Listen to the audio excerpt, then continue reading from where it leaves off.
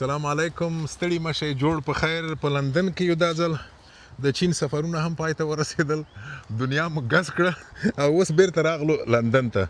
وایي که ځې ځې ابازوله به راځې. نو موږ هم خپل لندن ته د دوستانو باغچې ته راغلو.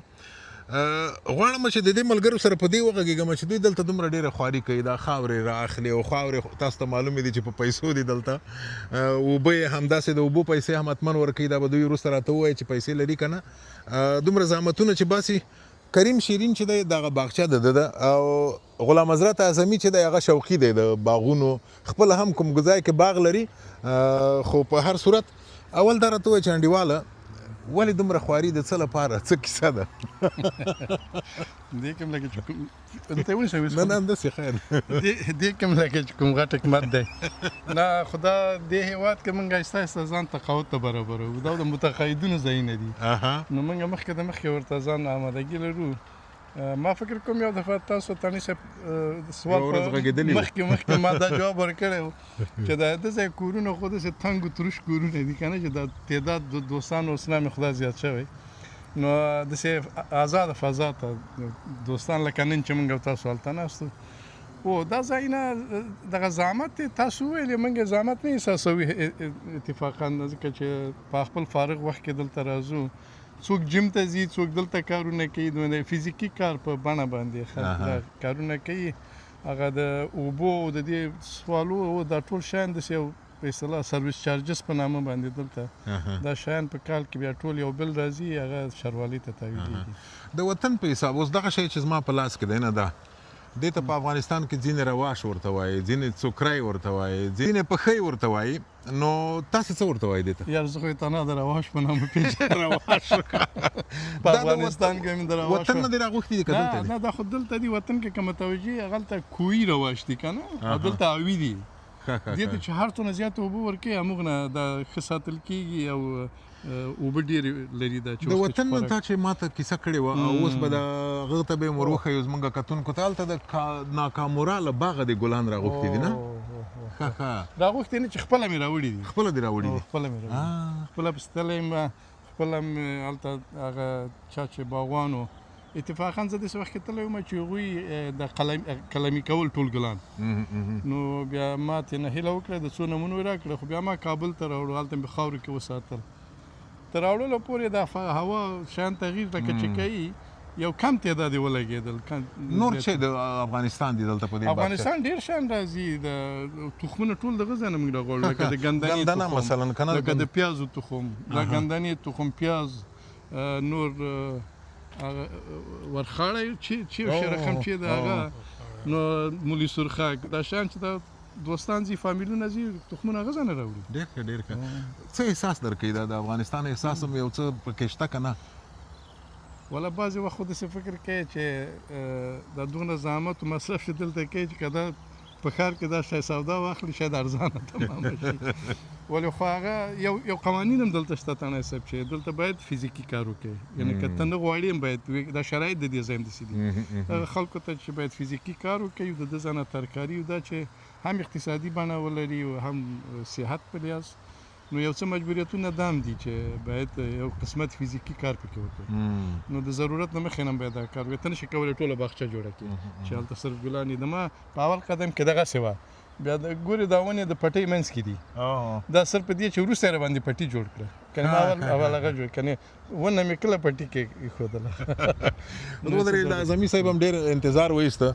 اعظمي صاحب ته راته وایه تا ته څه احساس درکوي دا د ګلانو نه پوهېږم بوټي و د وطن سره کوم تړاو لري که نه؟ دا ګلانو دا بوټي و دغه موږ ته د وطن هغه د وطن هغه بنیادي مینه موږ ته راکوي. خدای شاید ده چې وطن هم را په یاد شي. او دلته خو دغه د انګلستان دولت چې ده دی دغه ورونه چې پاخه شي او څوک چې تقاعد شي داسې په یو محدوده معینه ځمکه ورته ورکوي چې هلته زراعت وکړي، فزیکي فعالیت ولري او راشي.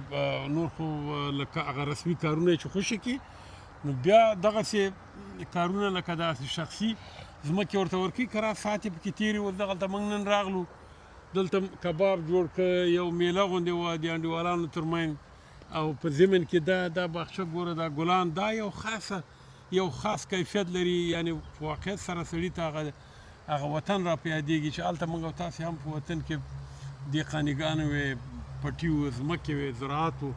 دلته هغه زراعت موږ ته را په ګوتو کېږي او دا ګلان او دا ښایسته فضا، دا بسته ورځ موږ په دې کې بس په خوشحالۍ د انډیوالانو په منځ کې تېره کړه. خو یوه خبره بله راته وکړه، د هغه والا خو د سوشل میډیا نه ده، د خواله رسنۍ په دې کې خو کله کله داسې سپکې سپورې ویل کېږي، کله داسې ترخې خبرې هم کېږي. که څوک تا ته اوس دا ستا ویډیو ګوري او درته ووایي چې په پردي وطن کې زوړ شي، سر دې سپین شي، وطن ته څه په درد وخوړل، څه به ورته ووایې؟ والله چې زه به داسې ورته ووایم چې وطن کې خو بعضې اوقات شرایط لږ سخت شي، سړی دې ته مجبوره شي چې مهاجر شي او مسافر شي. نو په دغه مسافرت کې موږ ته دغه فضا خاص یو خوند لري او کیفیت لري. نو هغوی چې هر څه وایي د هغوی به د هغه رقم قضاوت وي، خو د موږ قضاوت دا شی ده که هلته موږ چې وو، رښتیا درته وایم چې هلته موږ هم خوشحاله وو، هغه خو شرایط لږ خراب شو راباندې او هغه فضا د موږ لپاره نوره لږ څه تنګتیا احساسوله راغلو مهاجرت ته. او اوس په دې له وطن مهاجرت سره د څه ښېګڼه کېږي، کومک دې کېږي؟ مثلا دا اوس نن سبا وطن ته دې څه ګټه رسېږي؟ وطن ته خو موږ همیش خدای چې ګټه رسوو، یو شی چې په وس کې او له وس هم پوره کېږي، هلته دوستانو سره هغه موږ هیله نه کوو، هغه کومک کوو. هغه د موږ یو هغه د په دغه روژې میاشت کې بسته روژه له اولې ورځې د روژې نه تر دېرشمې روژې پورې موږ هره ورځ هلته په مختلفو مجلسو کې خلکو ته دلته د لغمانیانو په نامه باندې، زه خو اصلا د لغمان یم، یو څو کسان انډیوالانو دوستان راټول شوي، نورو چا کومک وکړ. هره میاشت کې موږ دا مکمله میاشت موږ هلته روژه ماتې خلکو ته ورکړه په مجلسو کې. بیا څه پیسې چې پاتې شو چې موږ ټولې کړې وې، هغه باقي مانده پیسې هم دغه کورنیو ته، د غریبو او بېوزله خلکو ته یو بوجي اوړه ورکړه، هغه باقي مانده پیسې.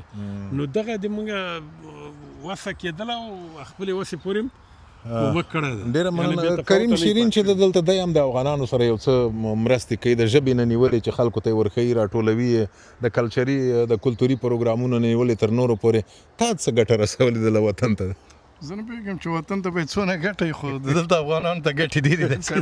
مثلا دلته افغانانو ته څه ګټې؟ یو شی دا هم ده چې زیاتې موږ او تاسو په دې سن کې چې د وطن نه باید یو څه ګټه واخلو. وطن ته هم ډېر خدمتونه وکړه. دلته خو افغانان داسې ده چې یو مرکز فرهنګي ده، لکه نورو هېوادو خلک چې لري، دا هم یو مرجع ده چې هلته د ناستې پاستې. فکر کوم چې دغه باغچه هم جز د دغه ناستو پاستو ده چې مثلا بعضې دوستان راځي دلته. نو موږ په مختلفو ساحو کې کارونه لرو، د تعلیم و تربیې نه نیولې، د میرمنو سره کار، د خپلو مشرانو سره چې دوی په اصطلاح یووالی احساس نه کړي یا تنهایي احساس نه کړي. دغسې په ورزش بخشو کې، په پناهندګۍ مشورو کې کارونه ډېر زیات دي. نو مختلفو کارونو استفاده کوي. یو مرکز ده چې موږ ته خلک رښتیا وایي که دروغ، خو خلک وایي چې دا ډېره په ګټه ده او ډېر خوشحاله وي. نو نور دوی او خدای. مننه. د دوی د مرکز باره کې زه هم خبر یم چې حقیقت ده چې افغانان راټولوي، کارونه کوي او د ژبې او د کلچر نه نیولې د افغانانو تر راټولېدو پورې دوی ته بېلابېل خدمتونه وړاندې کوي. او ما څه کړي دي؟